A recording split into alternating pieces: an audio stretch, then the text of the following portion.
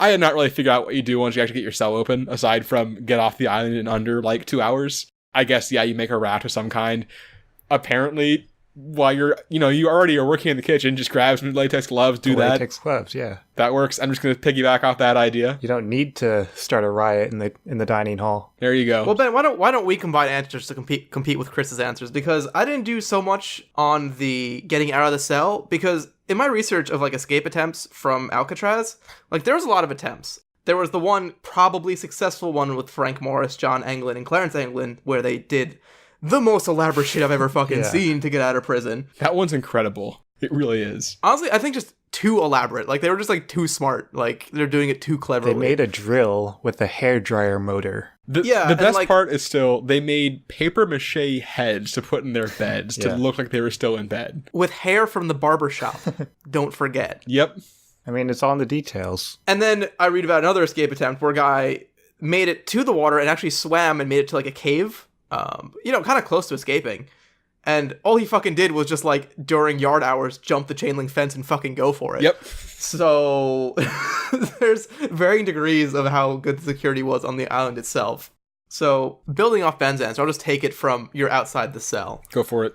Go back in time, a little bit of prep. One thing that the successful escape attempt did was they used raincoats that they had gathered from prisoners to build a raft. Which is fine, but I don't think that's the best way to get off the island with raincoats. So you want the raincoats, and you do need to do some modifications. They actually got them together by sewing them together and then using steam pipes to heat the fabric to kind of seal it together.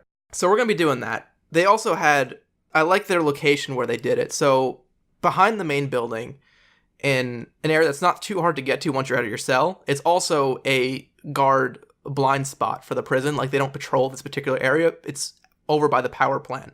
So they actually were able to have enough time to build their whole fucking raft over there. We don't need to go, so I'm not going to go as crazy as build a whole fucking raft. All I need is some raincoats, and then either by getting a job in cleaning detail or the wood shop, or you could probably get them in the kitchen, all I need is some wooden poles. And doing a little makeshift handiwork, we are going to build ourselves a hang glider. With raincoats. With raincoats, which I think is actually easier than making a raft that's inflatable and holds water and is not going to sink. So you put this hang glider together, and now the question is, where do you leave from? Conveniently, the highest point on Alcatraz Island is actually right by the power plant, and it's not the guard tower. They installed a 94-foot water tower right in that same area. So if you can at night go up, climb the water tower, and get to the top, you're 200 feet above sea level. A beginner hang glider has a glide ratio of how much horizontal you get per vertical foot of 10 to 1. Pros get up to 1720, but you're in a makeshift hang gliding, and I'm assuming you can't get hang gliding practice at Alcatraz. Probably not. It's kind of a one-shot thing, yeah. They don't have hang gliding classes there? That's not part of that recreation? It is not one of the activities. No. So the beginner ratio I use is 10 to 1. So from 200 feet up, you can go 2,000 feet, which unfortunately does not get you the mile you need to get to the shore. So my first thought was, well, maybe we have better luck, because if you ever go to the beach, the breeze is always blowing in from the sea. So I'm like, oh, we got this sea breeze to boost us. It's going to make us go faster, so maybe we can get a better glide ratio. And researching this, the problem is the sea breeze actually only blows towards land during the day, because the ground heats up faster than the ocean, and then because of the heat differential, the wind blows towards the warmer area because it's lower pressure. Are you going to try to escape during the day? So I decided you cannot escape during the day because you're hang gliding. You're going to get seen. You're going to get shot down. It's not acceptable. This is true.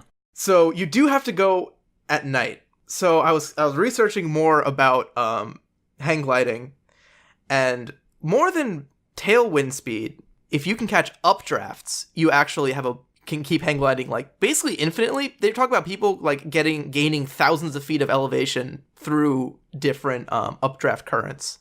And conveniently, when the sea breeze and the land breeze, where that interfaces, where they meet, they kind of collide with each other and create updrafts. And it's actually at nighttime that the cycle is in your favor for gaining altitude. So I really tried to find out what kind of forces and what kind of updrafts I could expect. But oh my god, wind is complicated. But these updrafts can, on nasty days, generate thunderstorms. So you have plenty of wind if it turns out you need to go like on a thunderstorm day. But here's where I think this plan is better than a boat. One, it's going to you're going to be a lot faster in a hang glider than in like paddling a boat across the water.